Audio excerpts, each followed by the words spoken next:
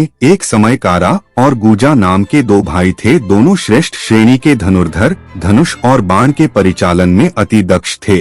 जिस राज्य के वे नागरिक थे, वहाँ एक चील का जोड़ा ने बहुत उपद्रव मचा रखा था। ये दोनों चील पेड़ पर के एक घोंसला में रहने वाले अपने नवजात बच्चों के आहार के लिए, जब तक कि पूरा देश शिशुओं के किलकारी से विहीन न हो गया, तब तक वहाँ के छोटे छोटे बच्चों को उठाकर घोंसला में ले जाया करता था और मारकर अपने बच्चों को खिला देता था।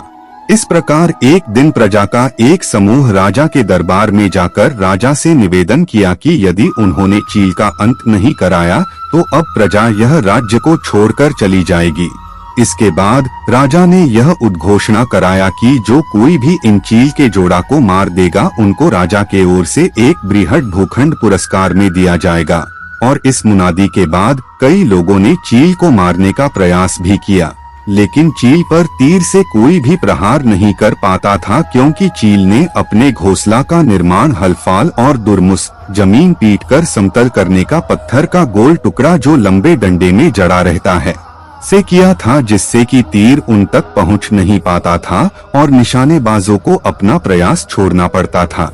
अंत में कारा और गूजा ने सोचा कि उनको कोशिश करनी चाहिए, इसलिए जब तक कि पक्षी अपने बच्चों को खिलाने के लिए वहां आ नहीं जाते हैं, उन्होंने पक्षी पर घात लगाकर आक्रमण करने की योजना बनाई। और तब उन्होंने दुर्मुस के अगले हिस्से में स्थित छेद, जहां की डंडा लगाया जाता है, के उसी छेद से दोनों चील पर तीर चलाया और दोनों चील घायल होकर नीचे गिरकर मर गए। गंगा और जमुना के उस उद्गम स्थल पर जहां पर वे दोनों चील गिरे थे, उस भूमि पर एक बड़ा खड्ड बन गया। तब कारा और गूजा ने मृत चीलों के शव को उठाकर राजा के पास ले गए और राजा ने पूर्व घोषित पुरस्कार स्वरूप उन्हें एक बृहद भूखंड पारितोषिक में दिया। और इस कार्य से उपकृत कृतज्ञ पड़ोसियों ने कारा और गूजा के राजा से प्राप्त भूमि को एक बृहद धान का खेत बना दिया और इतने बड़े पराक्रम से आनंदित होकर जहां चीलों के गिरने से खड्ड का निर्माण हुआ था, उस स्थान को भी कारा और गूजा को दे दिया। कारा और गूजा अपना अधिक समय जंगल में व्यतीत करते थे। जो कुछ भी उनको मिलता वे उसी पर निर्भर रहते थे। कंदरा में सोते थे और शाम को भात और जंगल से प्राप्त कंदमूल को पकाकर खाते थे। एक दिन जब वे कंद को भून रहे थे, तब एक बाघ ने उनको देख लिया और अचानक उनके पास आकर बोला, तुम क्या पका रहे हो? मुझे भी थोड़ा दो या फिर मैं तुम लोगों को खा जाऊं। इसलिए जब वे भुना हुआ कंद खाने गए तो उन्होंने आग में से कोयला निकालकर बाघ के सामने फेंका, जो कि गुफा के मुहाना पर बैठा हुआ भोजन की प्रतीक्षा कर रहा था, और बाघ ने उसे चबा डाला। और तब से बराबर जब भी वे कुछ अच्छा खाने के लिए बनाते तो उसका टुकड़ा बाघ के सामने खाने के लिए देना पड़ता था। बाघ वहाँ से हटता ही नहीं था, बल्कि वहीं इस उम्मीद में पड़ा रहता कि उसे कुछ अच्छा खाने को मिलेगा। अब कारा और गूजा ने आपस में परामर्श किया कि कैसे इस बाघ से पिंड छुड़ाया जाए।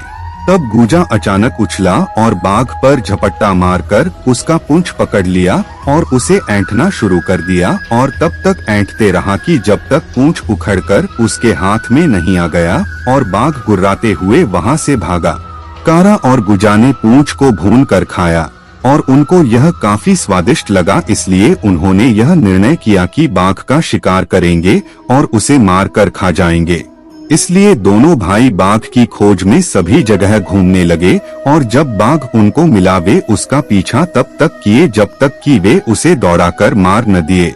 तब उन्होंने आग सुलगाया और बाघ के बाल को आग में झुलसाकर और उसके मांस को भूनकर उन्होंने एक शानदार भोजन तैयार किया, लेकिन वे लोग उसका उदर नहीं खा सके। कारा उदर को खाना चाहता था, लेकिन गूजा ने उसे खाने नहीं दिया। इसलिए कारा ने उदर को अपने कंधे पर उठाकर उसे दूर ले गया। अभी वे दोनों सड़क के किनारे के बरगद के पेड़ के छाया के नीचे बैठे ही थे कि एक राजा का बारात का जुलूस आ रहा था। जब कारा और गूजा ने बारात को आते देखा तो वे अपने साथ बाघ के उदर को लेकर पेड़ के ऊपर चढ़ गए। बारात पेड़ के नीचे आकर रुक गई और उनमें से कुछ लोग सो गए, कुछ बाराती खाने की तैयारी करने लगे, और राजा भी पालकी से निकलकर बाहर छाया में आराम करने के लिए पेड़ के नीचे लेट गया। कुछ समय के बाद कारा बाघ के उदर को हाथ में थामे हुए थक गया और गूजा से फुसफुसाकर कहा, अब मैं इसे और ज्यादा देर तक थामे नहीं रह सकता। गूजा ने कहा, इसे किसी भी मूल्य पर मत छोड़ना, परंतु कारा अब तक इतना थक चुका था कि उधर उसके हाथ से छूटकर सीधे राजा के ऊपर जा गिरा। अकस्मात ऐसा होने के कारण राजा के सभी सेवक जाग के उठ खड़े हुए और यह चिल्लाने लगे कि राजा का पेट फट गया है, और वे सब कुछ वहीं पेड़ के नीचे छोड़कर व्यग्रता में भाग खड़े हुए। परंतु जब वे थोड़ी ही दूर गए थे कि उन लोगों ने यह सोचा कि हम लोग सब कुछ वहां छोड़ आए हैं और यात्रा लंबी है, सामग्री के बिना हम लोग कैसे यात्रा तय करेंगे, इसलिए वे वापस बरगद के पेड़ के नीचे आने के लिए मुड़े। लेकिन इसी बीच कारा और गूजा नीचे उतर कर आए और सभी कीमती कपड़ों और दूसरे मूल्यवान वस्तुओं को जमा किया और उसे लेकर पेड़ पर चढ़ गए। और कारा ने एक बड़ा सा ढोल ले लिया और उसके एक तरफ छोटे छोटे कई छेद बना दिए, और उसी पेड़ पर जंगली मधुमक्खी का एक घोंसला था। कारा ने मधुमक्खियों को पकड़कर एक एक मधुमक्खी को छेद में से ढोल के अंदर डाल दिया। जब राजा के सेवक वापस आए और देखा कि ऊपर पेड़ पर 2 आदमी हैं, तो उन्होंने कहा, क्यों तुमने हमारे राजा का अपमान किया? हम लोग तुम्हें जान से मार देंगे। कारा और गूजा ने उत्तर दिया, आओ देखे कौन किसको मारता है। इसलिए वे युद्ध करने लगे। राजा के आदमियों ने अपने बंदूक से कारा और गूजा पर आक्रमण किया, और जब तक कि उनका गोली और बारूद खत्म नहीं हो गया और वे थक गए, वे युद्ध करते रहे, लेकिन वे कभी भी उनको मार नहीं पाए। तब कारा और गूजा ने ललकारा, अब हमारी बारी है, और उन्होंने भी कहा, हाँ अब तुम्हारी बारी है। इसलिए कारा और गूजा ने ढोल पर थाप लगाई और कहा, टूट पड़ो मेरे प्यारे, उन पर टूट पड़ो। और जंगली मधुमक्खियां ढोल से निकलकर राजा के आदमियों पर टूट पड़ी और उनको डंक मारते हुए वहां से खदेड़ दिया। तब कारा और गूजा ने उन लोगों के सभी सामानों को लेकर वहां से अपने घर गए, और क्योंकि इनके पास अत्यधिक संपत्ति संग्रह हो गया था, इसलिए इनको प्रिय राजा का सम्मान मिला। कहानी का अभिप्राय, क्योंकि दोनों भाई एकता पूर्वक एक दूसरे के साथ देते रहे, इसलिए उनको सफलता प्राप्त हुई। अब सुनेंगे अगली कहानी। एक बार एक धनवान परंतु कृपण व्यक्ति था। यद्यपि उसने खेती करने हेतु बनिहारों को नियुक्त कर रखा था, और बनिहार पूरे वर्ष उसके साथ रहते थे, कभी भी बाहर नहीं जाते थे। लेकिन एक बार वे वर्ष के मध्य में ही कार्य छोड़कर भाग गए। जब ग्रामीणों ने बनिहारों से पूछा कि अपना बरस भर का कमाया हुआ मजदूरी छोड़कर क्यों भाग गए, तो उन्होंने उत्तर दिया, हमारे स्थान पर तुम यह करना चाहोगे। वर्ष के इस व्यस्त समय में वह हमसे बड़े प्यार से बात करता है, अच्छा भोजन देता है, लेकिन जब अनाज इकट्ठा हो जाता है तब हमें भूखा रखने लगता है। इस वर्ष सितंबर माह से हम लोगों के पास खाने के लिए कुछ नहीं है। ग्रामीणों ने कहा, यह अच्छा कारण है, एक जन झिड़की सुन लेगा, लेकिन भूखे कैसे रह सकता है? हम सभी अपना पेट भरने के लिए ही कार्य करते हैं। बुभुक्षा सबसे निकृष्ट व्याधि है।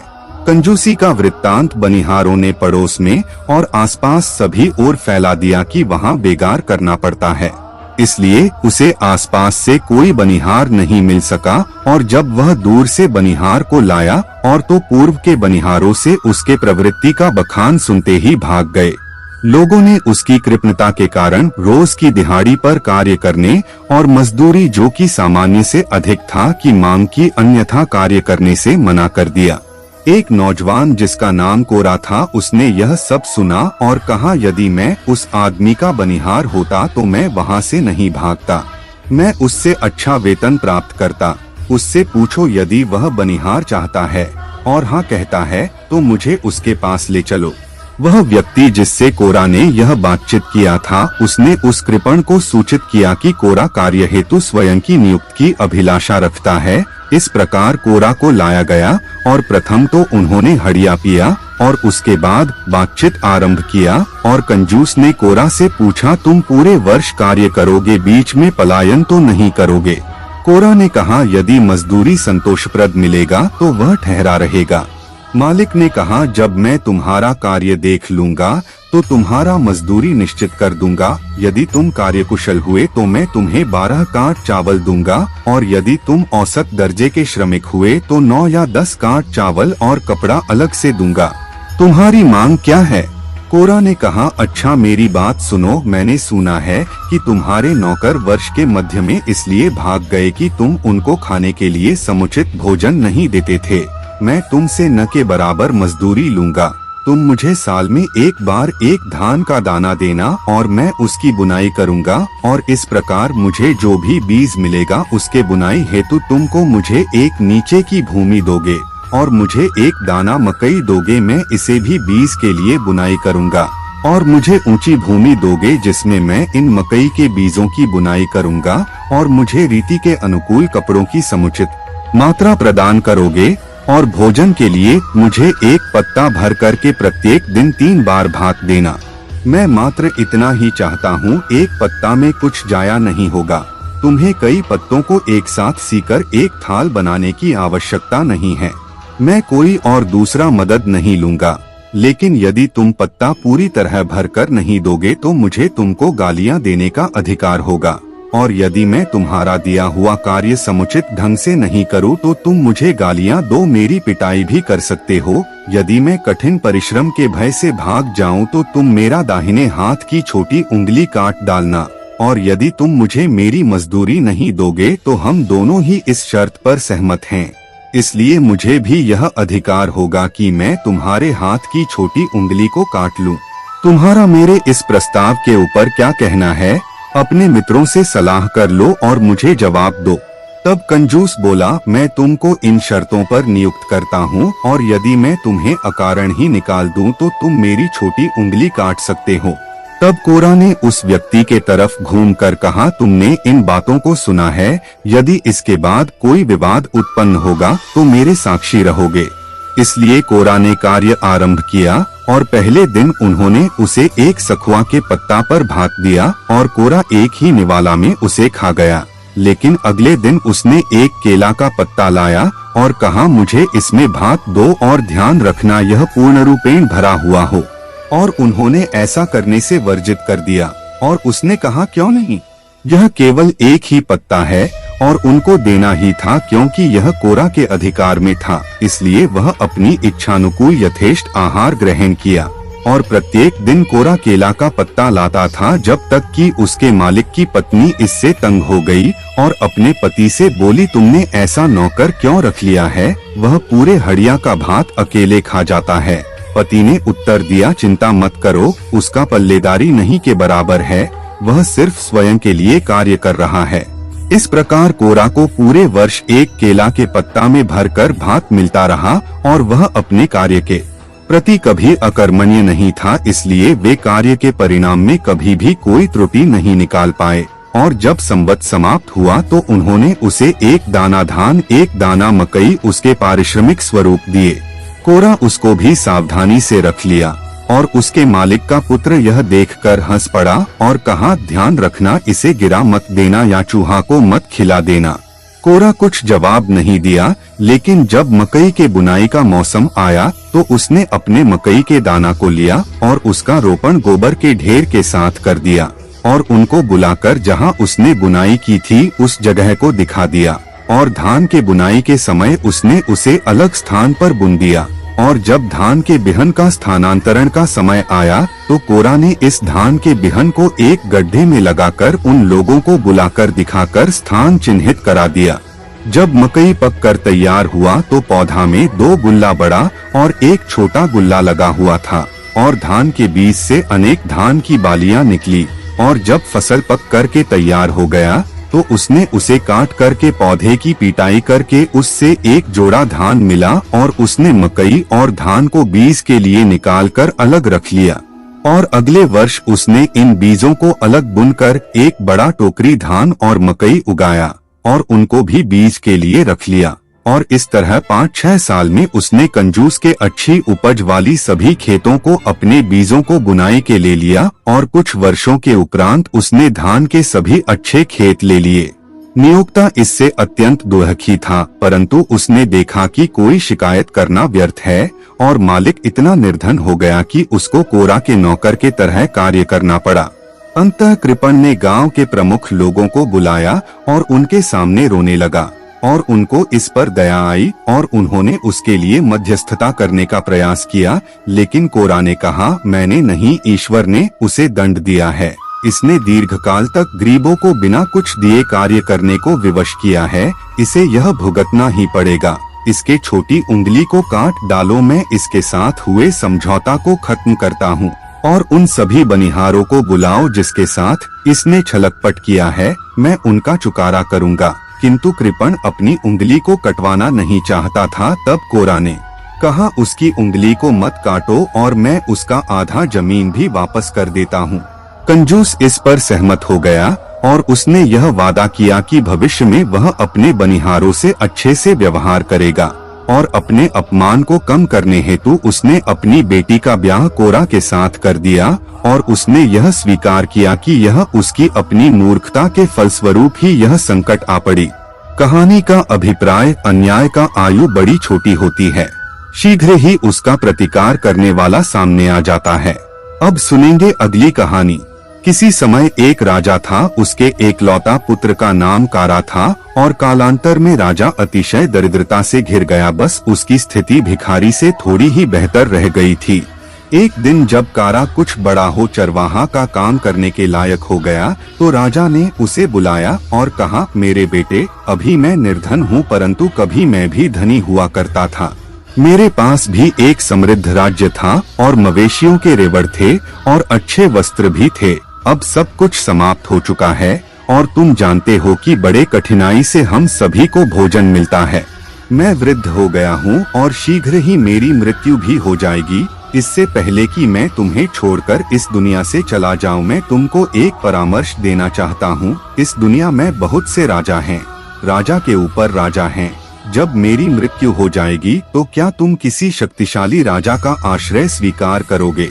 घर में भोजन की कोई पर्याप्त व्यवस्था न होने के कारण कारा को पड़ोस के राजा के यहाँ बकरियों को चराने का कार्य करने की विवशता थी। इसी कार्य के द्वारा वह अपना भोजन, वस्त्र और 2 रुपया वार्षिक भृति की आजीविका कर सकता था। इसके कुछ दिनों के पश्चात उसके पिता का निधन हो गया और कारा अपने नियोक्ता राजा के पास गया और अपने पिता का श्राद्ध कर्म आदि करने हेतु उसने राजा से कुछ रुपया ऋण स्वरूप देने की मांग की और राजा को यह वचन दिया कि जब तक कि उनसे ली गई ऋण का भुगतान नहीं कर देता है, वह उनका कार्य करता रहेगा।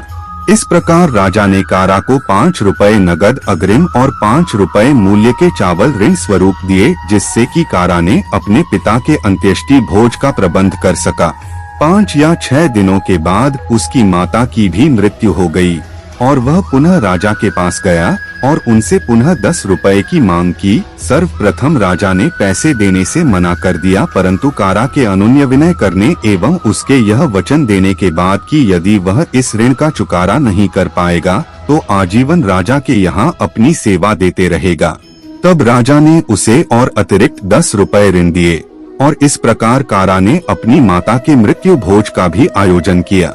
किंतु राजा के सभी 7 लड़के अपने पिता से इस बात पर अति अप्रसन्न थे कि उन्होंने एक ऐसे व्यक्ति को क्यों 20 रुपए उधार दे दिए हैं, जिससे कि रुपए वापस मिलने की संभावना कदापि नहीं है।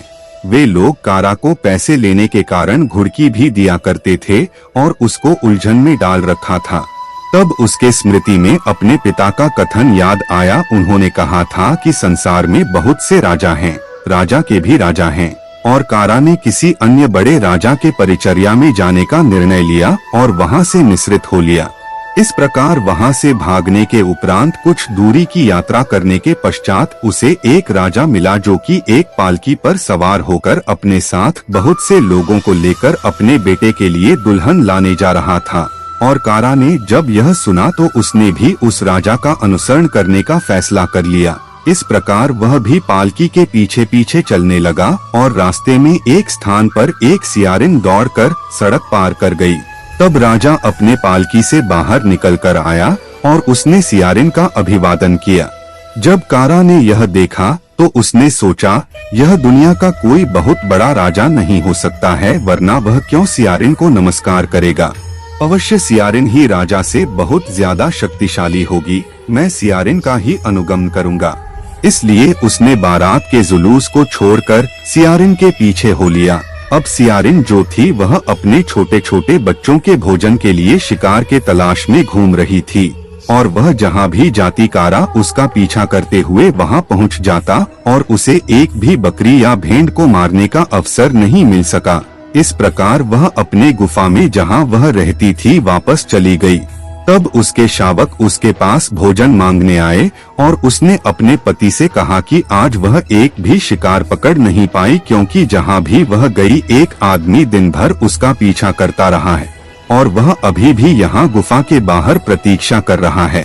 तब सियार ने सियारिन से कहा, तुम उस आदमी से पूछो कि वह क्या चाहता है।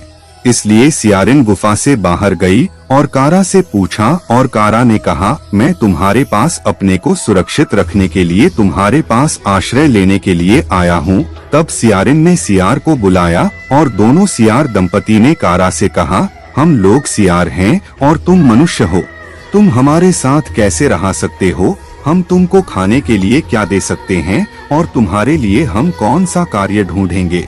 कारा ने कहा, वह उन्हें ऐसे नहीं छोड़ेगा। वह काफी उम्मीद के साथ उनके पास आया है और अंत में सियार युगल को उस पर दया आ गई और वे आपस में एक दूसरे से सलाह करके बोले कि तुम इतनी अपेक्षा से हम लोगों के पास आए हो, इसलिए हम तुम्हें एक सौगात देंगे। इसलिए उन्होंने कारा को एक गाय दिया जो कि गुफा में ही इनके पास थी और कारा से कहा, क्योंकि तुमने हम पर विश्वास किया है इसलिए हमने तुमको लाभ पहुंचाने का निर्णय लिया है। तुम यह गाय ले लो। यदि तुम इसे माँ कहकर संबोधित करोगे तो यह गाय तुम्हारी प्रत्येक इच्छा को पूरी करेगी, किंतु लोगों के सामने इससे कुछ मत मांगना, अन्यथा लोग इसे तुमसे छीन लेंगे। और यदि कोई तुमको कोई किसी प्रकार का प्रलोभन दे तो इसे छोड़ मत देना। तब कारा ने उनको धन्यवाद दिया और उनसे आशीर्वाद ग्रहण कर गाय को लेकर अपने घर की ओर चल पड़ा।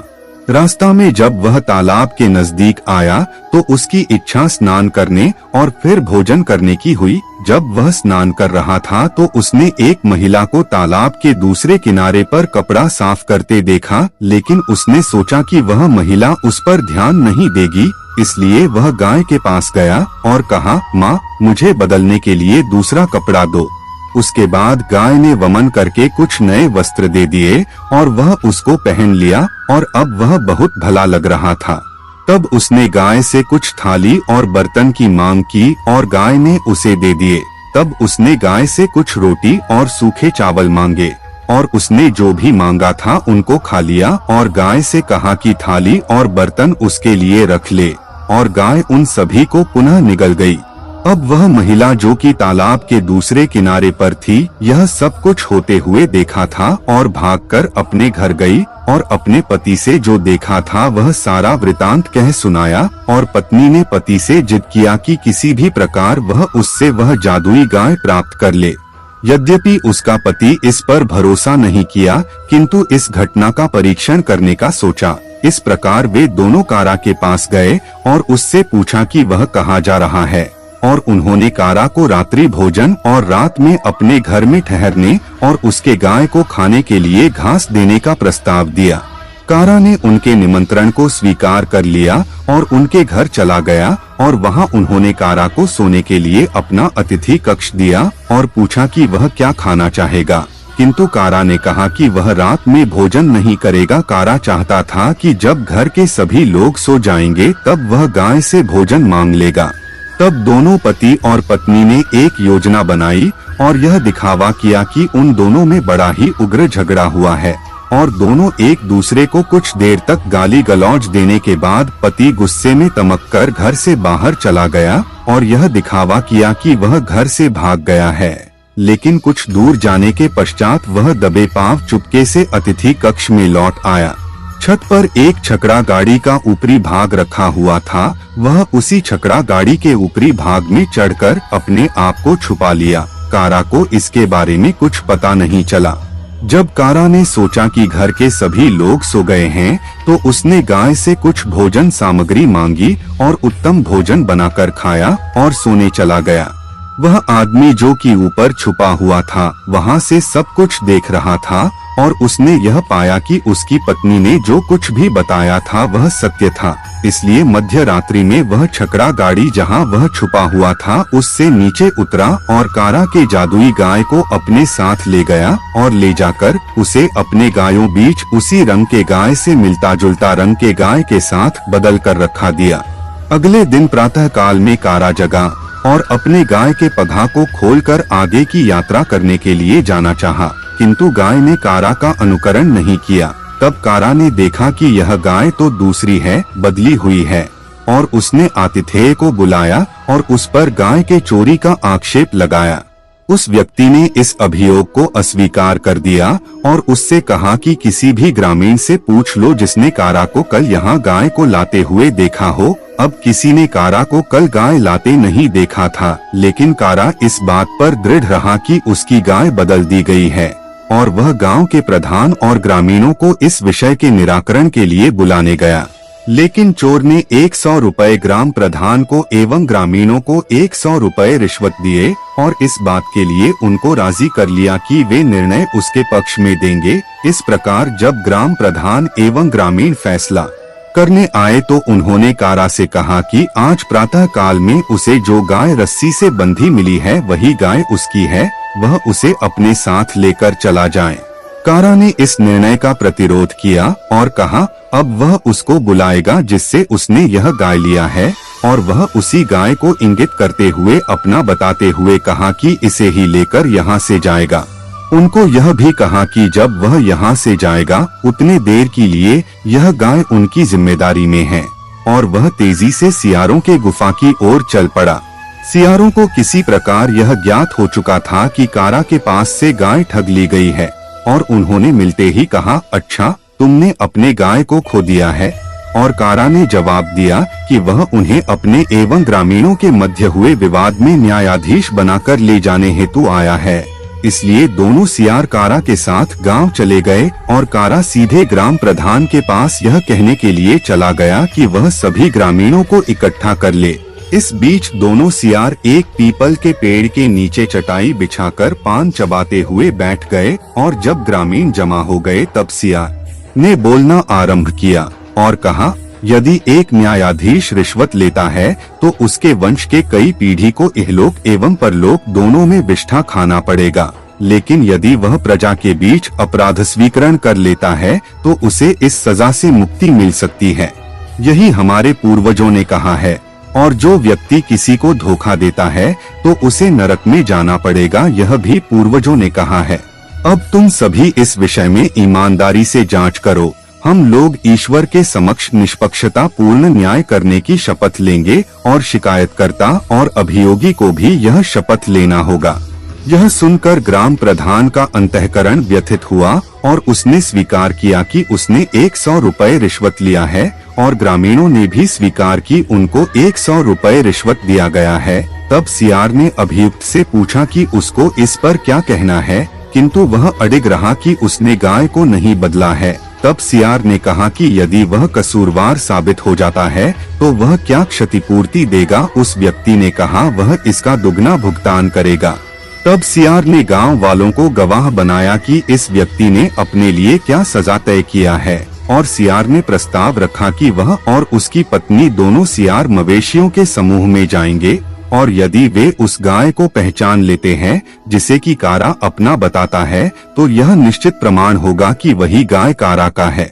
इसलिए दोनों सियार जाकर और गाय को चुनकर बाहर ले आए, और ग्रामीण अचंभित हो चिल्ला उठे यही न्याय है, वे इतनी दूर से आए हैं और एक बार में ही गाय को पहचान लिया।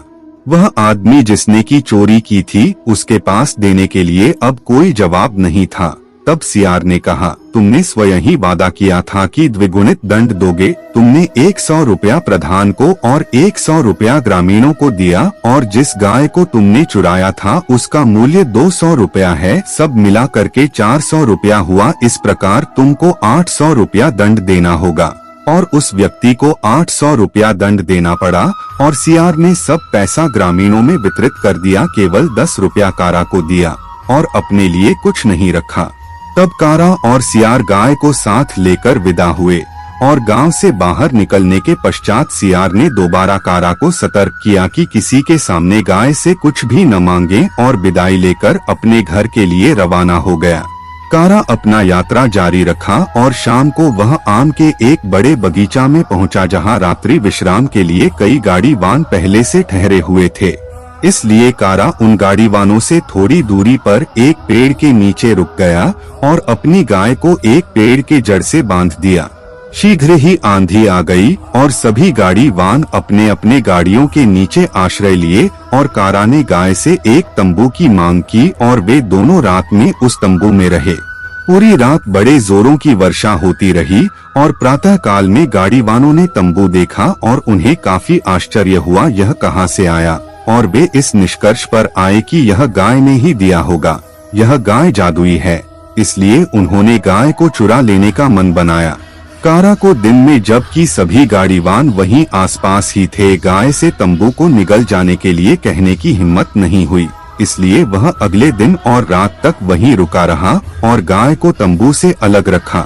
जब कारा को नींद आ गई तो कुछ गाड़ीवान आए और गाय को लेकर चले गए और उसके स्थान पर एक बछड़ा सहित दूसरी गाय को रख दिए और उन लोगों ने उस जादुई गाय को आम के गठरी से लदे छकड़े के गठरी के पीछे छिपा दिया। प्रातः काल कारा ने अचानक देखा कि क्या घटना घटी है और वह गाड़ीवानों के पास जाकर पूछा और उन पर चोरी का दोषारोपण किया। वे सभी इस मामले में किसी प्रकार की जानकारी के होने से इनकार किया और कहा कि वह चाहे तो अपनी गाय को खोज ले। इसलिए वह छावनी में खोजने लगा लेकिन गाय को नहीं खोज पाया।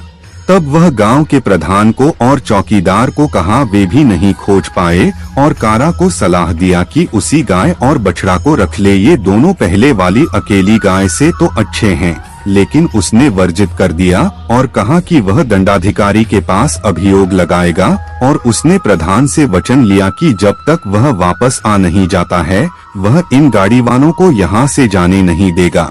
इसलिए वह एक मुस्लिम दंडाधिकारी के पास गया और यह संयोग की बात थी कि वह एक ईमानदार आदमी था जो रिश्वत नहीं लेता था और केवल न्याय करता था और अमीर गरीब में किसी प्रकार का कोई भेदभाव नहीं करता था। वह हमेशा दोनों पक्षों की बात बड़े ध्यान से सुना करता था।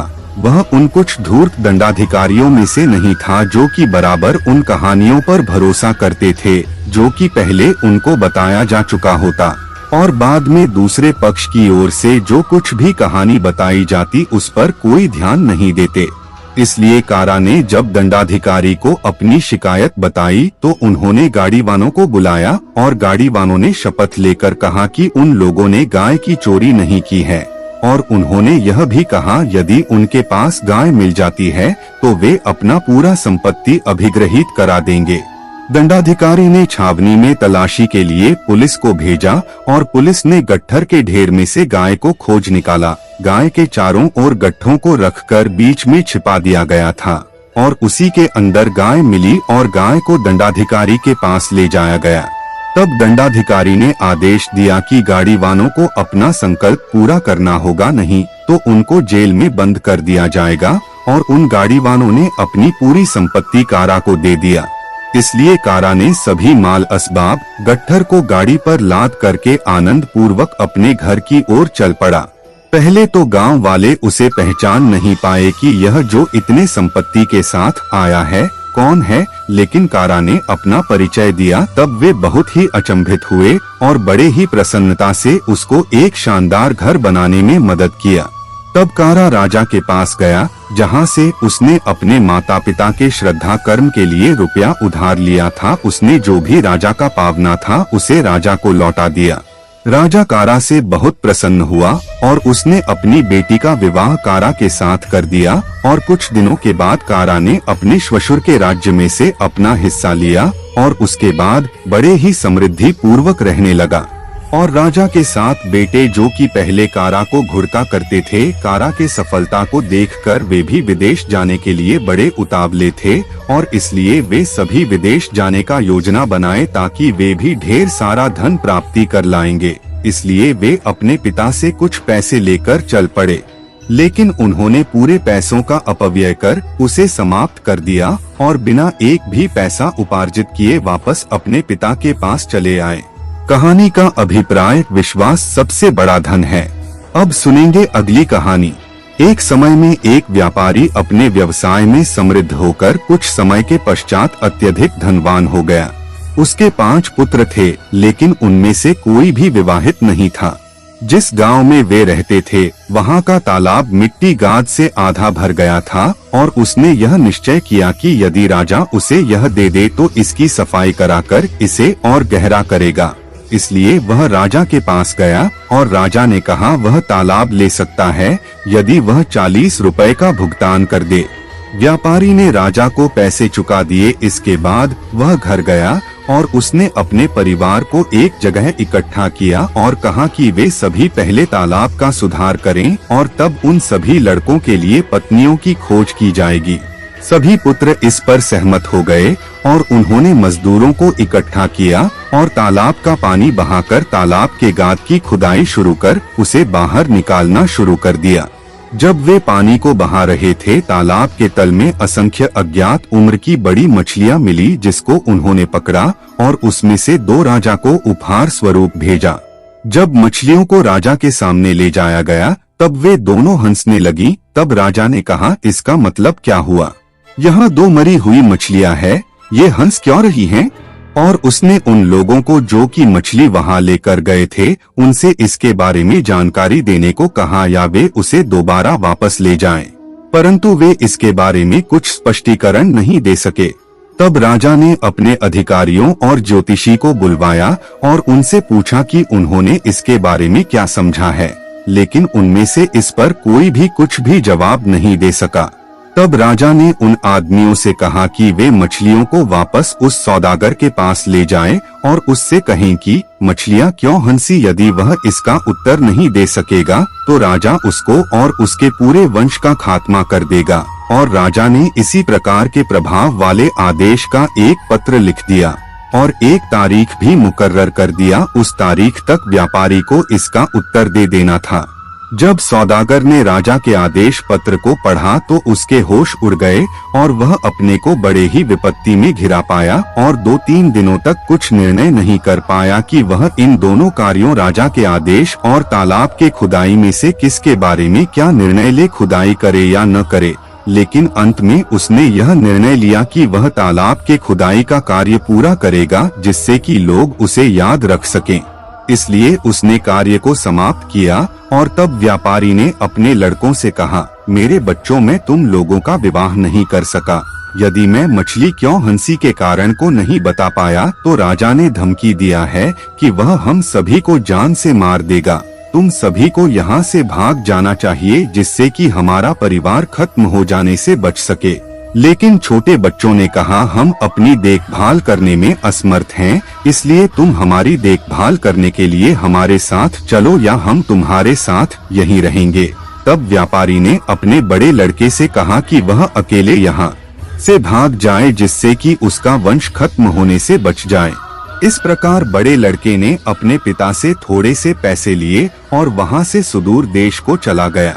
एक लंबी यात्रा के बाद वह एक शहर में पहुंचा जहां एक राजा रहता था और लड़के ने भी उसी शहर में रहने का निश्चय किया। इसलिए पहले वह एक तालाब के किनारे गया और स्नान किया और उसके किनारे कुछ जलपान करने के लिए बैठ गया। और जैसे ही वह बैठा कि राजा की बेटी स्नान करने के लिए वहां आ गई और उसने व्यापारी के लड़के को देखा और उन दोनों की आंखें मिली। तब राजकुमारी ने अपनी दासियों को यह जानने के लिए लड़के के पास भेजा कि वह कहाँ से आया है, और लड़के ने दासियों को बताया कि वह कहाँ से आया है और अब यहीं इसी शहर में रहना चाहता है। और उसने दासियों से यह भी कहा कि यदि वह राजकुमारी को चेहरा पर से नकाब हटाने के लिए राजी कर ले तो वह उनको कुछ पैसा देगा।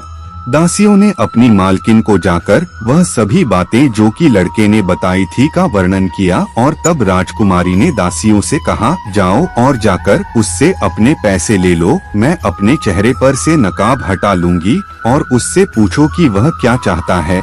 और जब दासियां वहां गईं, तब राजकुमारी ने अपने चेहरे पर का कपड़ा एक तरफ से उठा दिया।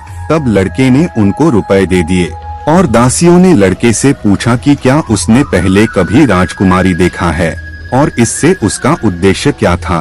तब लड़के ने कहा कि उसकी इच्छा राजकुमारी से विवाह करने और उसके साथ उसके पिता के घर में रहने की है। जब राजकुमारी ने यह सुना तो उसने भी कहा, हाँ, मेरा भी दिल उस पर आ गया है। इस प्रकार उसने वहाँ स्नान किया और अपने घर जाकर अपने कमरे में सो गई और फिर नहीं उठी। और जब राजकुमारी के पिता ने उससे पूछा कि क्या मामला है, तब उसने कोई जवाब नहीं दिया। तब राजा ने दासियों से पूछा कि क्या घटना है, और दासियों ने राजा को बताया कि राजकुमारी ने एक अपरिचित व्यक्ति को तालाब के पास देखा है और उससे विवाह करना चाहती है। रानी ने पूछा, क्या वह अपरिचित व्यक्ति अभी भी वहीं है, और दासियों ने कहा वे उसको वहीं तालाब के पास छोड़कर आई थी। इसलिए राजा ने 2 अनुचरों को उस अपरिचित को वहां से पकड़कर लाने के लिए भेजाया। उनसे यह कहा गया कि फिर वे यह मालूम करें कि वह कहाँ गया है। व्यापारी का लड़का जैसे ही तालाब के पास से जाने के लिए तैयार हुआ कि राजा के दोनों अनुचर वहां पहुंचे और उससे पूछा कि वह कौन है और क्या चाहता है। लड़के ने कहा कि वह नौकरी खोज रहा है, लेकिन वह विवाह करके अपने श्वशुर के घर में रहना पसंद करेगा। तब उन्होंने उससे कहा कि उसे कहीं जाने की आवश्यकता नहीं है, वे उसके लिए ऐसा ही प्रबंध कर देंगे। इसलिए वे उसको शहर के एक घर में लाकर उसे वहां रखकर और वापस राजा के पास चले गए। उन्होंने राजा को कहा कि अजनबी काफी दूर चला गया है, लेकिन यदि आप कुछ पैसों का प्रबंध हम लोगों के यात्रा के लिए कर दें तो वे दोनों उस अजनबी का पीछा करते हुए उसके पास पहुंच सकते हैं और उसे वापस लेकर आ सकते हैं। इसलिए राजा ने उनको कुछ रुपए दिए। तब वे वहां से चले गए और वे जाकर केवल अपने घर भोजन किया, और तब व्यापारी के लड़के को राजा के पास लेकर ऐसे आए मानो वे दोनों उसे बहुत दूर से पकड़ कर लाए हों।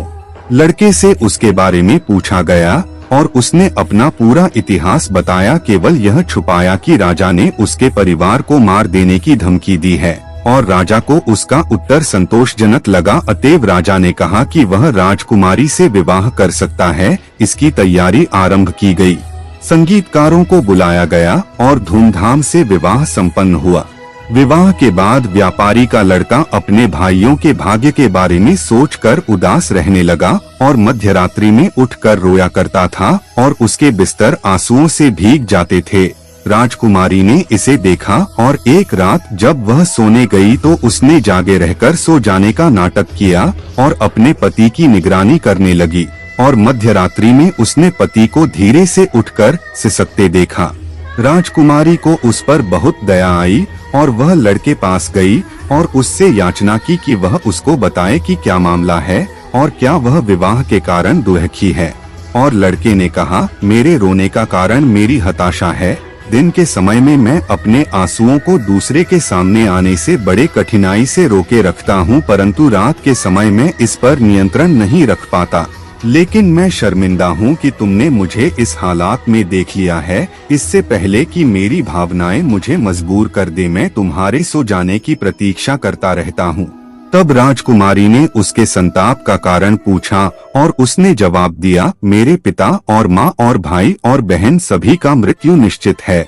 हमारे राजा ने शपथ ले रखी है कि एक निश्चित दिन को वह मेरे पूरे परिवार को मार देगा। यदि मेरे पिता ने राजा को जो 2 मछली उपहार स्वरूप भेजा था, उन मछलियों को राजा के सामने लाए जाने पर मछलियों के हंसने का कारण नहीं बता पाए तो राजा के द्वारा दी गई इसी धमकी के कारण से मेरे पिता ने मुझे घर से बाहर भेज दिया है कि कम से कम परिवार का एक व्यक्ति तो जीवित रहे। यह संभव है कि मैं यहाँ जीवित रहूं और जब भी उनका ख्याल और उनका भाग्य के बारे में विचार आता है तो मैं रो पड़ता हूँ। राजकुमारी ने पूछा, इस रहस्य को बताने के लिए कौन सा दिन तय किया गया है?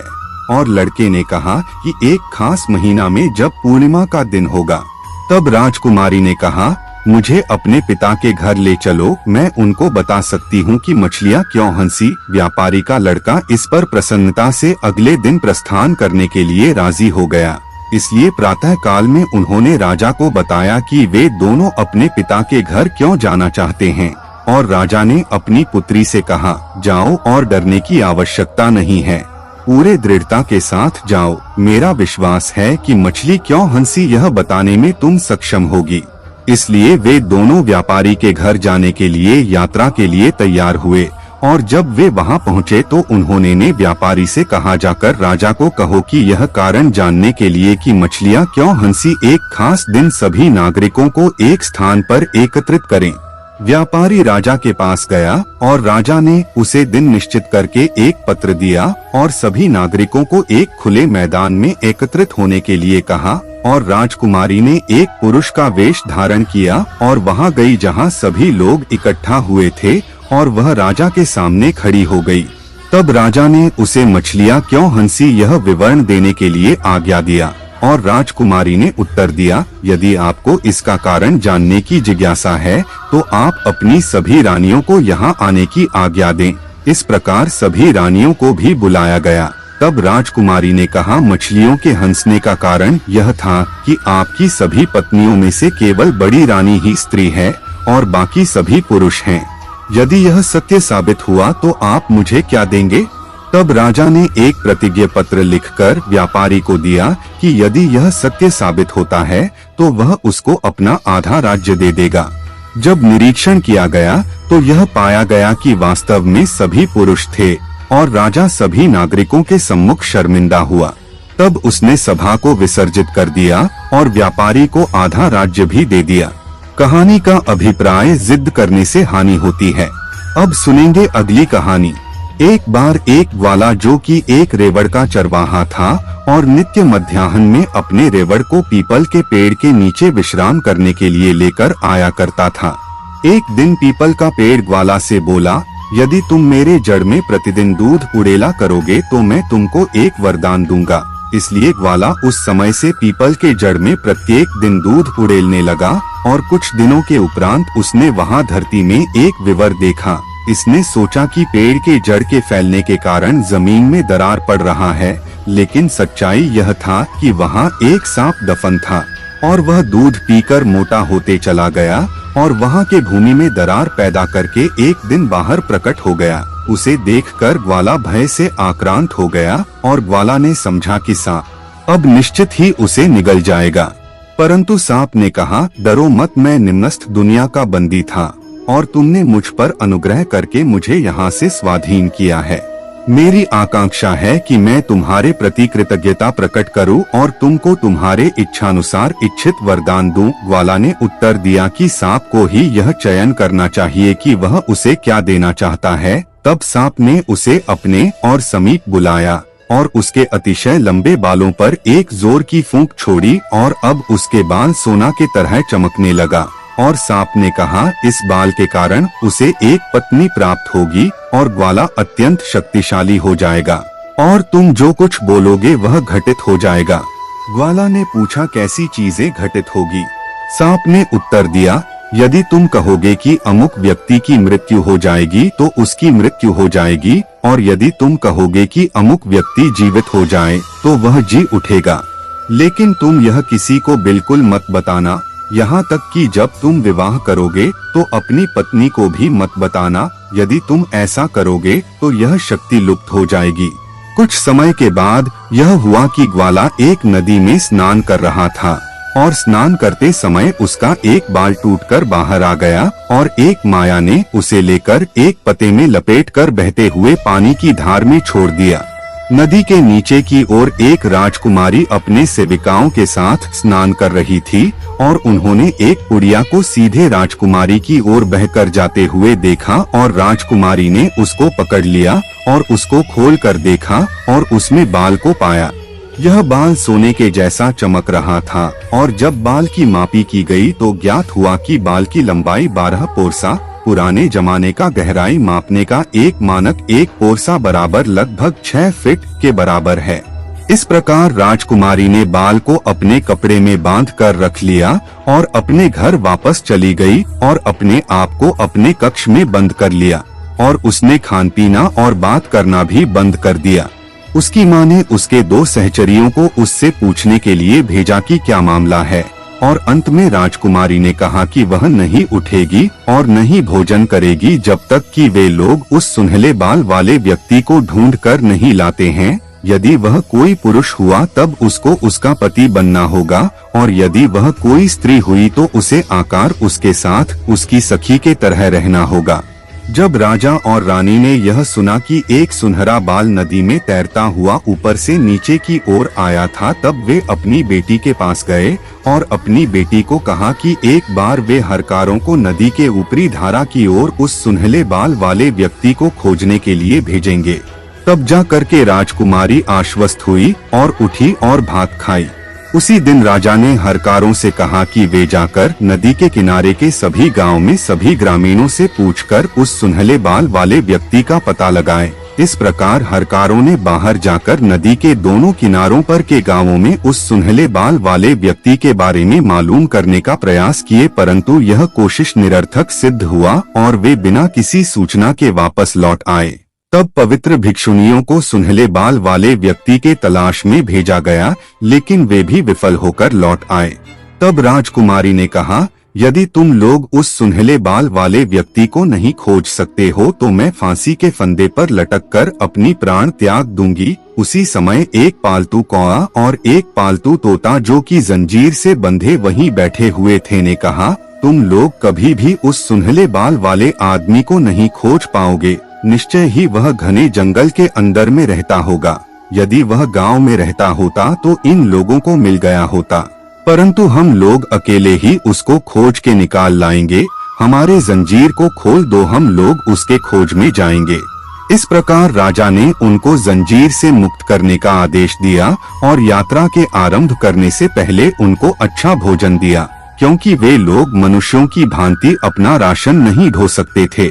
तब कौआ और तोता दोनों हवा के घोड़े पर सवार होकर नदी के ऊपर उड़ चले और काफी लंबी खोज के बाद उन्होंने सहसा ग्वाला को जंगल में पीपल के पेड़ के नीचे अपने मवेशियों के साथ आराम हुए देखा। इस प्रकार वे नीचे उतरकर पीपल के पेड़ पर बैठ गए और आपस में सलाह करने लगे कि कैसे ग्वाला को फुसलाकर यहाँ से ले जाया जाए। तोता ने कहा, उसे जानवरों के नजदीक जाने में डर लग रहा है और इसलिए तोता ने प्रस्ताव दिया कि पेड़ के नीचे जहाँ ग्वाला की छड़ी और चादर के पास उसकी बांसुरी पड़ी हुई है, कौआ नीचे उड़कर वहाँ जाए और वहाँ से ग्वाला का बांसुरी को उठा लाए।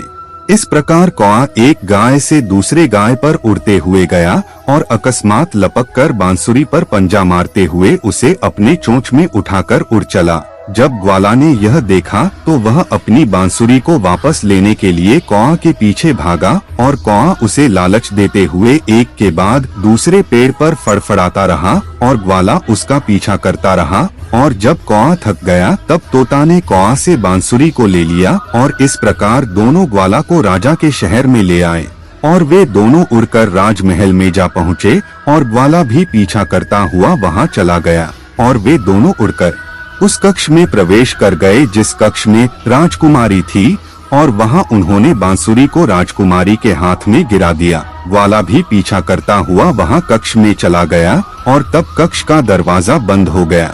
ग्वाला ने राजकुमारी से अपना बांसुरी लौटने को कहा। तब राजकुमारी ने कहा, यदि वह उससे विवाह करने का वचन देता है तो वह उसका बांसुरी वापस केरेगी, वरना नहीं। ग्वाला बोला, वह कैसे अचानक उससे विवाह कर सकता है जबकि वह अभी तक उसकी मंगेतर भी नहीं है। लेकिन राजकुमारी ने कहा, हम लोग काफी लंबे समय से एक दूसरे के मंगेतर हैं। तुमको याद है एक दिन नदी में नहाते समय तुमने एक पता में अपने बाल को बांधकर नदी के निचले धारा में बहने के लिए छोड़ दिया था। वही बाल हम लोगों का बिचौलिया बनकर हमारी सगाई करा चुका है। तब ग्वाला को याद आया कैसे सांप ने कहा था कि उसका बाल के कारण उसको पत्नी मिलेगी और उसने राजकुमारी से पूछा, मुझे वह बाल दिखाओ जो तुम्हें मिला है। इस प्रकार राजकुमारी ने उस बाल को लाकर दिखाया जो कि बिल्कुल उसके बाल की तरह लंबा और चमकीला था। तब उसने कहा, हाँ, हम एक दूसरे के हैं। और तब राजकुमारी ने दरवाजा खोलने के लिए आवाज लगाई और ग्वाला को अपने माता पिता के पास ले गई और उनको कहा कि उसकी मनोवांछित इच्छा पूरी हुई। अब यदि वे उसकी राजमहल में ब्याह के लिए राजी नहीं होंगे तो वह ग्वाला के साथ भाग जाएगी। इस प्रकार पाणी ग्रहण का दिन निश्चित किया गया और निमंत्रण पत्र बांटे गए और यह परिणय संपन्न हुआ। ग्वाला शीघ्र ही अपनी दुल्हन के अनुराग में खो गया और अपने मवेशी जिसे कि उसने जंगल में बिना किसी के देखभाल में छोड़ आया था उसे भूल गया। लेकिन कुछ समय के बाद उसे मवेशियों की याद आई और उसने अपनी दुल्हन से कहा कि उसे अपने मवेशियों के पास वापस जाना है, क्या वह वहां उसके साथ जाना चाहेगी या नहीं। राजकुमारी ने कहा वह अपने माता पिता से अनुमति लेकर उसके साथ जाएगी। तब राजा ने उन दोनों को विदाई का जेवनार दिया और ग्वाला को अपने राज्य का आधा हिस्सा भी दिया, और राजा ने ग्वाला को अपनी संपत्ति में से हाथी, घोड़ा, अन्य दूसरे मवेशी भी दिए और कहा तुम स्वतंत्र हो और जो चाहो करो, तुम यहाँ भी रह सकते हो या अपने घर भी जा सकते हो, लेकिन यदि तुम यहाँ रहने का निर्णय करते हो तो मैं तुम्हें कभी वापस नहीं जाने दूंगा। ग्वाला ने विचार किया और कहा वह अपने श्वशुर के साथ रहना पसंद करेगा, लेकिन उसे किसी भी प्रकार से अपने मवेशियों को, जिसे उसने अकेले जंगल में बिना किसी के देखभाल के छोड़ आया था, वहां जंगल में जाकर यह देखा कि सभी मवेशियों की मृत्यु हो चुकी है। यह देखकर ग्वाला का हृदय वेदना से द्रवित हो उठा और उसके नेत्र आंसू से भर गए। वह विलाप करने लगा। तब उसको सांप का दिया हुआ वचन याद आया कि वह किसी भी मृत शरीर में प्राण डाल सकता है, और उसने अपने इस शक्ति के परीक्षण का निर्णय लिया। इसलिए उसने अपनी पत्नी से कहा कि उसे इन मृत गायों का उपचार करना होगा, इनको दवाई देनी होगी, और उसने जंगली जड़ी से मृत मवेशियों के नाक के पास हवा किया, और जैसे ही उसने ऐसा किया और साथ ही साथ उसने कहा जी उठो, और देखते देखते एक के बाद एक सभी गायें उठकर खड़ी हो गई और अपने बछड़ों के लिए रांभने लगी। सांप के वचन को सत्य साबित होते देख ग्वाला ऊंचे स्वर से कृतज्ञता प्रकट करने लगा और एक बड़े बर्तन में दूध भरकर पीपल के जड़ में उंडेल दिया, और सांप दोबारा आया और उसने राजकुमारी के बालों पर भी फूंक मारकर उसे भी सोने की तरह चमकीला बना दिया। अगले दिन उन लोगों ने अपने सभी गायों को इकट्ठा किया और गायों को हाँकते हुए वापस राजकुमारी के घर की ओर चल पड़े, और ग्वाला और उसकी पत्नी श्वशुर द्वारा प्राप्त आधे राज्य पर शासन करते हुए प्रसन्नता पूर्वक वहाँ रहने लगे। और कुछ वर्षों के बाद ग्वाला को ऐसा लगा कि वह सांप उसके माता पिता की तरह थे, और वह आतुरता में सांप से यथोचित ढंग से विदाई लिए बिना यहाँ आ गया है। इसलिए वह यह देखने के लिए फिर से गया कि क्या वह सांप अभी भी वहाँ है, लेकिन वह सांप को वहाँ नहीं पाया, और तब उसने पीपल के पेड़ से पूछा, लेकिन पेड़ ने भी कोई उत्तर नहीं दिया। वह निराश होकर दुखी मन से वापस घर आ गया। कहानी का अभिप्राय लग्न और ईमानदारी से ग्वाला को यह सब प्राप्त हुआ। अब सुनेंगे अगली कहानी।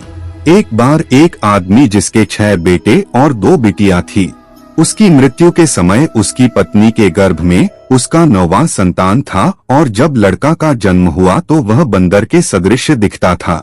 गांव वाले और रिश्तेदार ने जननी को इससे निर्मुक्ति का परामर्श दिए, परंतु माता ने इसे स्वीकार नहीं किया और कहा चांदो ही जानते हैं कि उन्होंने मुझे ऐसा संतान क्यों दिया है, और जैसे उन्होंने किया है उनकी आज्ञा से मैं इसका लालन पालन करूंगी।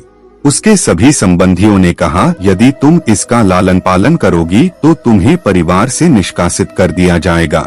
ऐसा कहने पर भी माता ने दृढ़ता पूर्वक कहा कि वह उसका किसी भी कीमत पर परित्याग नहीं करेगी, पालन पोषण करेगी।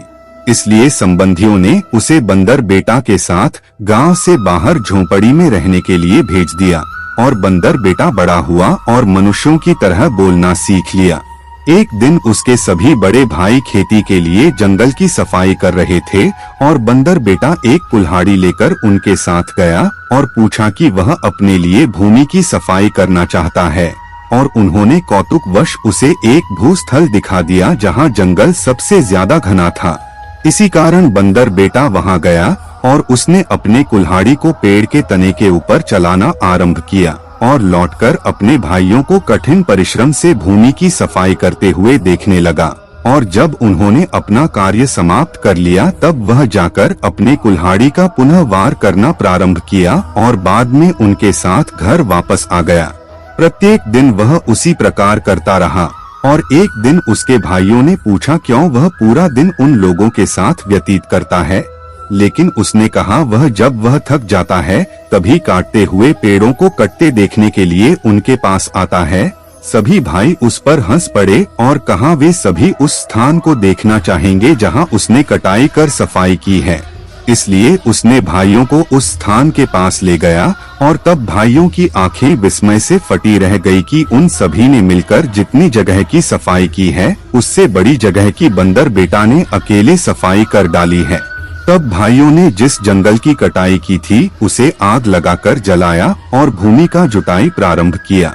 परंतु बंदर बेटा के माता के पास न तो हल बैल पशु या रोपण के लिए धान का बीज था, घर में मात्र एक वस्तु थी, वह था कुम्हड़ा। इसलिए बंदर बेटा कुम्हड़ा से बीज को निकाला और अपने द्वारा साफ किए हुए भूमि पर उसका रोपण कर दिया। उसके भाइयों ने पूछा कि उसने किस चीज की बुनाई की है और उसने कहा चावल की।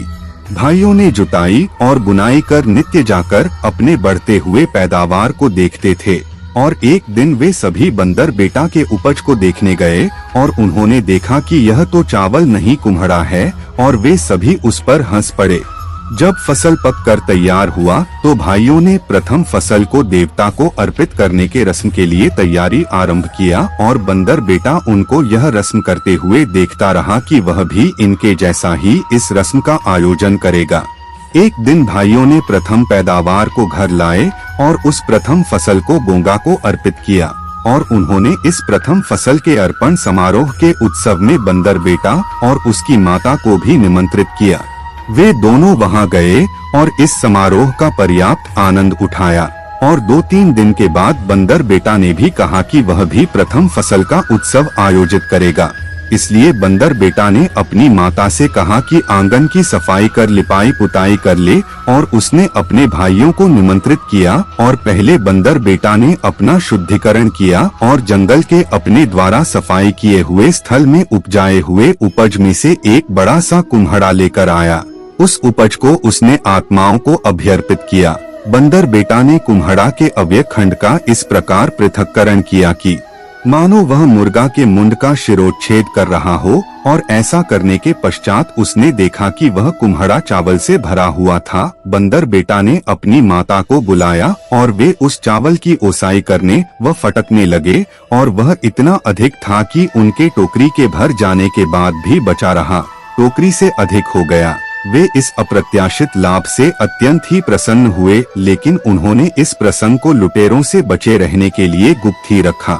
बंदर बेटा ने अपनी माता से कहा कि निश्चिंत हो, इतना भात रांधो कि उसके भाई सपत्नीक यथेच्छित भोजन कर सकें और मात्र एक समय में परोसा जाने वाले भोजन की मात्रा में नहीं, जैसा कि उन्होंने किया था। जितनी बार परोसन चाहिए उतना मिल सके और यदि आवश्यक हुआ तो जाकर वह एक और कुम्हड़ा तोड़ लाएगा। इसी कारण उसकी माता ने अतिशय भात बनाया। जब भोज का निर्दिष्ट बेला आया तो भाइयों का कहीं अतापता नहीं था, क्योंकि उनको यह अपेक्षा ही नहीं थी कि वास्तव में भोज में कुछ भोजन मिलेगा। इसलिए बंदर बेटा जाकर उन्हें लिवा लाया और जब वे आए तो भोज का ऐसा आयोजन देखा कि यथेच्छित मात्रा में खाने को भात है। यह देखकर अचंभित रह गए। जब फसल पक गया तब बंदर बेटा ने सभी कुम्हड़ा को जमा किया और उससे उसको यथेष्ट मात्रा में चावल पूरे वर्ष के लिए प्राप्त हो गया। इसके बाद सभी भाई घोड़ा खरीदने के लिए बाहर गए और बंदर बेटा भी उनके साथ गया, किंतु उसके पास रुपया नहीं था। उसने घर से एकमात्र एक लच्छा रस्सी को ले गया। उसके भाइयों को उसे अपने साथ ले जाने में लज्जा आ रही थी, इसलिए उन्होंने उसे भगा दिया। सोई वह उनसे पहले उस स्थान पर जा पहुंचा जहां घोड़ा बेचने वाले रहते थे।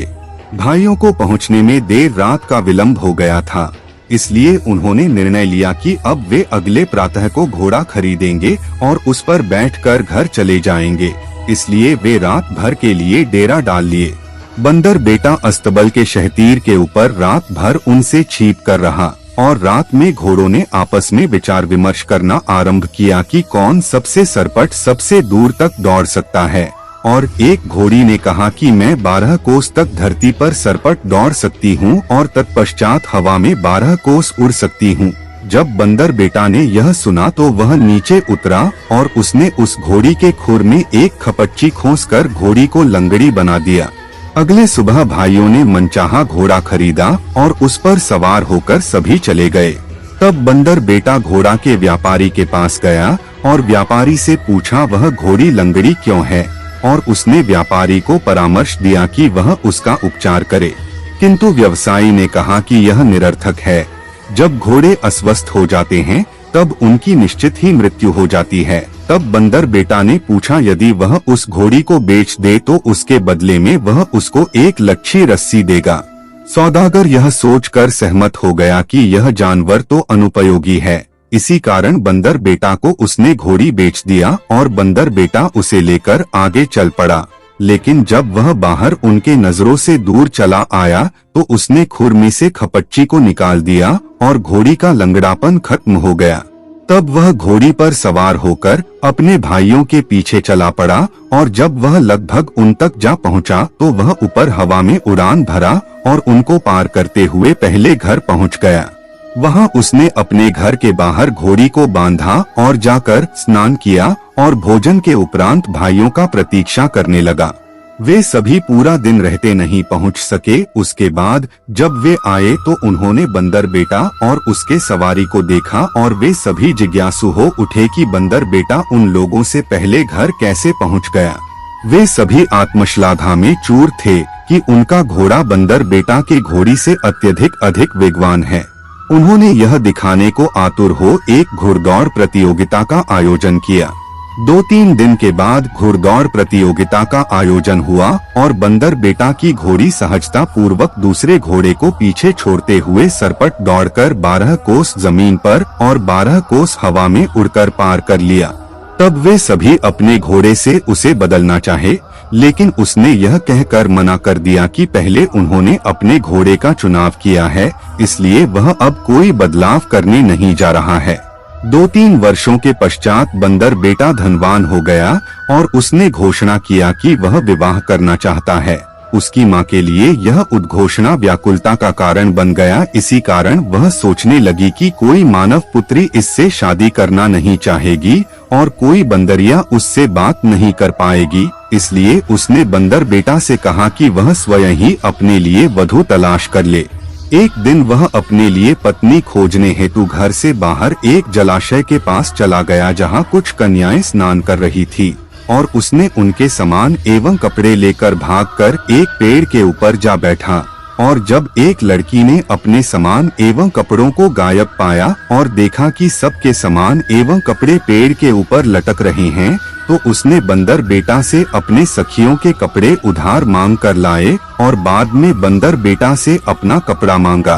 तब उसने लड़की को कहा कि उसे यह तभी देगा जब वह उससे विवाह करना स्वीकार कर लेगी। यह बंदर तो बात कर सकता है। यह विदित होने पर लड़की बड़ी विस्मित हुई और बंदर बेटा ने लड़की से जिस प्रकार बातचीत किया था उस कारण वह उस पर आकृष्ट हो गई थी और बंदर बेटा ने उसके बाल पकड़कर उसे पेड़ पर ऊपर खींच लिया और लड़की ने अपने सखियों से कहा कि वह जहाँ है उसे वहीं छोड़कर सभी अपने घर जाएं। तब बंदर बेटा ने लड़की को अपने पीठ पर बैठाकर वहां से अपने घर की ओर भाग चला। कन्या के पिता और संबंधी तीरधनुष लेकर बाहर उस बंदर को खोजने आए जिसने उनकी कन्या को हस्तगत कर लिया था, लेकिन तब तक वे काफी दूर जा चुके थे और उसे कभी नहीं तलाश पाए। जब बंदर बेटा अपनी वधू के साथ गांव में प्रस्तुत हुआ तो सभी ग्रामीण आश्चर्यचकित हो उठे कि उसने किसी को विवाह करने हेतु खोज लिया है। सब कुछ तत्परता से प्रस्तुत किया गया कि शीघ्रता पूर्वक ब्याह हो जाए और सभी संबंधी को शादी के अवसर पर निमंत्रित किया गया। फिर उनका पाणी ग्रहण हुआ और बंदर बेटा और उसकी पत्नी हमेशा के लिए सुखपूर्वक रहने लगे। कहानी का अभिप्राय मात्र रूप रंग से किसी की बुद्धि का आकलन नहीं किया जा सकता है। अब सुनेंगे अगली कहानी। किसी समय एक राजा को एकलौता पुत्र था और राजा अपने एकलौता बेटे से सदैव कहता रहता था कि वह समुचित ढंग से पढ़ना लिखना सीख ले। इससे राज्य के प्रबंधन में और विवाद के लिए न्याय निर्णय मांगने जब लोग आएंगे तब यह उसके काम आएगा। लेकिन राजकुमार ने अपने पिता के परामर्श पर कोई ध्यान नहीं दिया और अपने पढ़ाई के प्रति उदासीनता बनाए रखा। जब वह बड़ा हुआ तब राजकुमार ने अनुभूत किया कि उसके पिता का कहना कितना उचित था और राजकुमार ने निश्चय किया कि वह ज्ञान अर्जन हेतु विदेश जाएगा। इसलिए उसने अपनी पत्नी के अतिरिक्त किसी अन्य को सूचित किए बिना 3 स्वर्ण मुद्रा के साथ अपना पैसों का बटुआ लेकर घर से प्रस्थान कर गया। लंबे समय तक प्रवास करने के पश्चात एक दिन उसने देखा कि एक व्यक्ति खेत जोत रहा है। वह उसके पास खैनी मांगने गया और पूछा कि क्या यहाँ आसपास कोई बुद्धिमान व्यक्ति रहता है। उस हलवाहा ने पूछा, तुम उस बुद्धिमान व्यक्ति से क्या चाहते हो? राजकुमार ने बताया, वह ज्ञान प्राप्ति के उद्देश्य से भ्रमण कर रहा है। हलवाहा ने कहा, यदि इस हेतु मुझे कुछ धन का भुगतान किया जाए तो मैं तुम्हें ज्ञानवान बना सकता हूँ। तब राजकुमार ने वचन दिया कि प्रत्येक विद्या के लिए हलवाहा को 1 स्वर्ण मुद्रा प्रदान करेगा। हलवाहा राजी हो गया और कहा, ध्यान से सुनो, मेरा पहला उपदेश यह है, तुम राजा के पुत्र हो। जब कभी तुम अपने मित्र या किसी से मिलने जाओ तो जब वे आसन या तिपाई या चटाई बैठने के लिए दें तो एकाएक उस पर मत बैठो। बैठने के पूर्व में आसन या तिपाई या चटाई को एक तरफ थोड़ा खिसका दो। यह मेरा पहला उपदेश है। अब मुझे मेरा स्वर्ण मुद्रा दो। इसलिए राजकुमार ने उसे 1 स्वर्ण मुद्रा का भुगतना कर दिया। दूसरा उपदेश यह है कि तुम राजपुत्र हो। जब कभी तुम स्नान करने जाना तो वहाँ कभी स्नान मत करना जहाँ सर्वसाधारण जनता स्नान करती है। अपने लिए एक एकांत स्थान का चयन करना। अब मुझे मेरा स्वर्ण मुद्रा दो। और राजकुमार ने वैसा ही किया। तब उसने तीसरा उपदेश आरंभ किया। मेरा तीसरा उपदेश यह है कि तुम राजा के बेटे हो। जब लोग तुम्हारे पास परामर्श लेने या विवाद को सुलझाने आए तो उपस्थित लोगों की राय सुनो कि वह क्या कह रहे हैं और अपने सोच विचार का अनुकरण मत करना। अब मुझे पैसा दो। और राजकुमार ने उसे अंतिम स्वर्ण मुद्रा दे दिया और कहा कि उसके पास अब और स्वर्ण मुद्रा नहीं है।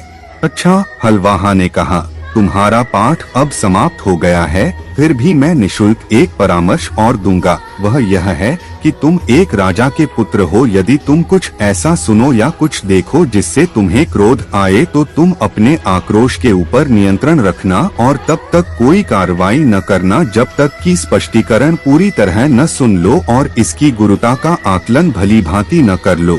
तब यदि तुम कोई कारण अनुभूत करते हो तो तुम अपने क्रोध के लगाम को ढीला करो और यदि ऐसा नहीं है तो आरोपी को छोड़ दो। इसके बाद राजकुमार अपने घर के तरफ प्रस्थान किया।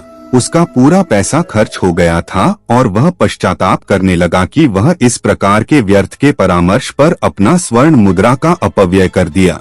खैर, रास्ते में वह कुछ भोजन खरीदने के लिए एक बाजार की तरफ मुड़ गया और बाजार में दुकानदार हर तरफ से शोर मचा रहे थे, खरीद लो, खरीद लो। इसलिए वह एक दुकान में चला गया और दुकानदार ने उसे एक गलीचा पर बैठने के लिए कहा। वह उस पर बैठने ही वाला था कि उसी समय उसे गुरु का पहला उपदेश याद आया। इसलिए उसने हटाकर देखा तो पाया कि गलीचा एक कुआं के ऊपर बिछाया गया था। यदि वह उस पर बैठता तो वह मारा जाता। इसलिए वह अपने शिक्षक के द्वारा दिए गए ज्ञान के ऊपर भरोसा करने लगा। तब वह अपने रास्ते चला और आगे सड़क पर मुड़कर वह एक तालाब में स्नान करने चला गया और राजकुमार को अपने गुरु का उपदेश याद आया कि उसे सर्वसाधारण के स्थान पर स्नान करने के बजाय अलग एकांत स्थान का चयन कर स्नान करना चाहिए। स्नान के बाद उसने भोजन किया और अपना यात्रा आरंभ किया, किंतु वह अभी ज्यादा दूर नहीं गया था कि उसे याद आया कि उसने अपना बटुआ पीछे तालाब के पास छोड़ आया है। इसलिए वह वापस मुड़ा और पाया कि जहाँ उसने स्नान किया था बटुआ वहीं पड़ा हुआ था। उसने गुरु के ज्ञान का ताली बजाकर प्रशंसा किया। यदि उसने सर्वसाधारण लोगों के स्थान पर स्नान किया होता तो किसी की दृष्टि उस बटुआ पर पड़ती और वह उसे उठाकर अपने साथ ले जाता। संध्या होने पर वह एक गांव में गया और प्रधान से उसके बरामदा में सोने के बारे में पूछा। वहां पहले से कोई दूसरा यात्री सो रहा था और प्रातःकाल उसने देखा कि यात्री की मृत्यु उसके निद्रावस्था में हो गई है। तब प्रधान ने गांव वालों से सलाह लिया और उन्होंने यह निर्णय लिया कि अब तो कुछ नहीं किया जा सकता है, लेकिन शव को फेंक दिया जाए और यह राजकुमार जो कि सहयात्री है उसे यह कार्य करना होगा।